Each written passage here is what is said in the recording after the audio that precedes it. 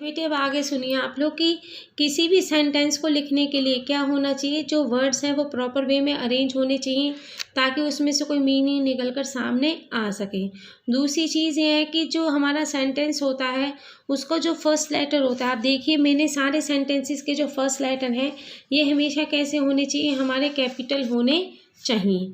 ठीक है, और अगर ये सिंपल सेंटेंस है इनके लास्ट में हमेशा फुल स्टॉप लगा हुआ होना चाहिए, और अगर आप क्वेश्चन पूछ रहे हैं तो इनके लास्ट में हमेशा क्वेश्चन मार्क लगा हुआ होना चाहिए। ठीक है बेटा, तो सेंटेंस क्या होता है, सेंटेंस वर्ड्स का वो ग्रुप होता है जो कि मीनिंगफुल होना चाहिए, और इसका जो फर्स्ट लेटर है वो हमेशा हमारा कैपिटल होना चाहिए, और लास्ट में हमारा या तो फुल स्टॉप का या क्वेश्चन मार्क का हमें यूज़ करना चाहिए, या फिर एक्सक्लेमेशन मार्क का हमें यूज़ करना चाहिए, जब ही कोई सेंटेंस जो होगा वो बिल्कुल करेक्ट बनेगा।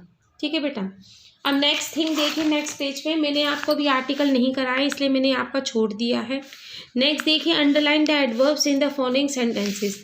आपको यहाँ पर एडवर्ब मैं पढ़ा चुकी हूँ, वो अंडरलाइन करने हैं। जैसे the girls are singing sweetly, लड़कियाँ गाना गा रही हैं, लेकिन कैसे गा रही हैं, स्वीटली मतलब मीठा गा रही हैं। आई एक्सरसाइज डेली, मैं रोज़ क्या करता हूँ, एक्सरसाइज करता हूँ। I walk to school quickly, मैं स्कूल की तरफ जल्दी जल्दी चलता हूँ। The mouse bit the net and soon the lion was free, जो माउस था उसने नेट मतलब जो जाल था उसको काट डाला, बिट मतलब दांतों से काट दिया, एंड सून और जल्दी जो लॉयन था जो शेर था वो उसमें से फ्री मतलब स्वतंत्र हो गया। Raju asks for soup politely, Raju ने सूप के लिए पोलाइटली मतलब आराम से या नम्रता से सूप के लिए पूछा। ठीक है, तो यहाँ पर हमने एडवर्ब अंडरलाइन करने थे। अब यहाँ पर आपको मैंने कंजक्शंस पढ़ा दिए, कंजक्शंस अंडरलाइन करने हैं। A tree is big but A Bush is small, एक पेड़ बड़ा होता है लेकिन जो झुंड होता है वो स्मॉल मतलब छोटा होता है। Mister Sethi is rich and has a big car, mister Sethi जो है वो अमीर है और उनके पास एक बड़ी कार है। I like apples and orange, मुझे सेब और संतरे पसंद हैं। Green mangoes are sour but ripe mangoes are sweet, जो ग्रीन मतलब हरे जो आम हैं वो खट्टे हैं, सॉर मीन्स खट्टे हैं, लेकिन जो राइप मतलब पके हुए आम हैं वो आर स्वीट मतलब मीठे हैं। टीना इज़ टॉल, टीना लंबी है, बट रीना इज़ शॉर्ट, लेकिन रीना जो है वो छोटी है। ठीक है बेटा, सेम इसी तरह अभी मैंने आपको भी प्रीपोजिशन नहीं करवाई इसलिए मैंने यहाँ पर प्रीपोजिशन वाला भी छोड़ दिया है। जब मैं आपको करवाऊँगी जब उसके बाद मैं आपको ये एक्सरसाइज करवाऊँगी। ठीक है बेटा, क्योंकि बिना समझाए खाली एक्सरसाइज करवाने से कोई फ़ायदा नहीं है अगर बेटा आपको नहीं पता कि वो चीज़ क्या है। ठीक है, अब नेक्स्ट देखिए, यहाँ पर है tick the right word in the bracket. यहाँ पर हमारे ब्रैकेट में 2 वर्ड्स दिए हैं, अकॉर्डिंग टू सेंटेंस हमें राइट वर्ड चुनना है। He is a fat man, ये मैन है, ये जहाँ MEN आता है तो यहाँ पर हो जाता है बहुत सारे आदमी, लेकिन MAN इसका यूज़ हमेशा किसके लिए होता है, सिंगुलर एक आदमी के लिए इसका यूज़ होता है। तो यहाँ पर ही की बात हो रही है तो इसलिए यहाँ पर ये वाला मैन आएगा। ठीक है, गुड डैश वर्क हार्ड, तो यहाँ पर गुड है, बॉय भी हो सकता है, बॉयज़ भी हो सकता है, लेकिन यहाँ पर क्या आएगा, गुड बॉयज़ वर्क हार्ड, जो अच्छे लड़के होते हैं वो हमेशा कड़ी मेहनत करते हैं।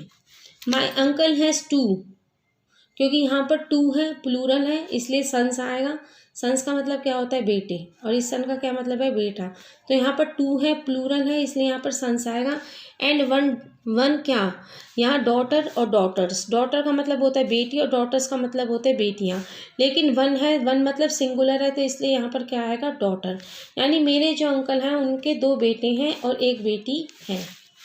अब नेक्स्ट देखिए, द वूमेन और women in the car is my aunt, यानी कार में जो वूमेन बैठी है वो मेरी आंटी है।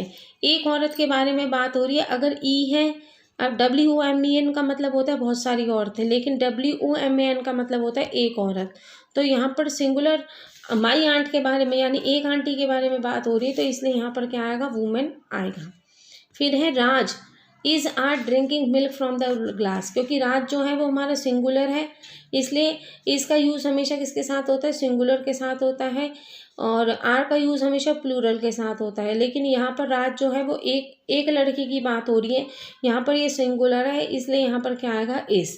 Raj is drinking milk from the glass. ठीक है बेटा, तो आज आपको ये जो मैंने आपके पास वर्क सेंड किया है और थोड़ा बहुत आपको मैंने सेंटेंस के बारे में जो बताया है, आपको ध्यान से सुनना है इसको, वीडियो को, और फिर आपको इस अपनी बुक्स में फिल करना है। ठीक है बेटा, और पहले आपको याद रखना है जो सेंटेंस होते हैं वो हमेशा ग्रुप ऑफ वर्ड्स होते हैं जो कि मीनिंगफुल होने चाहिए। सेकंड, सेंटेंस का जो पहला लेटर होता है वो हमेशा कैपिटल होना चाहिए। थर्ड, सेंटेंस के लास्ट में अगर सिंपल सेंटेंस है तो फुल स्टॉप का यूज़ होगा, और अगर क्वेश्चन पूछ रहे हैं हम या इंटरोगेटिव सेंटेंस है जिसमें क्वेश्चन पूछे जाते हैं तो लास्ट में क्वेश्चन मार्क का यूज़ होगा। ठीक है बेटा, और फोर्थ थिंग ये होती है कि सेंटेंस में हमेशा शुरू में सब्जेक्ट होता है।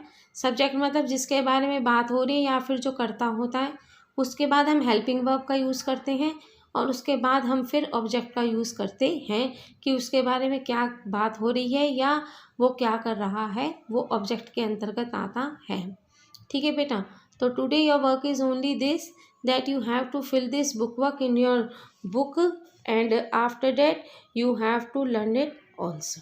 ठीक है बेटा, थैंक यू।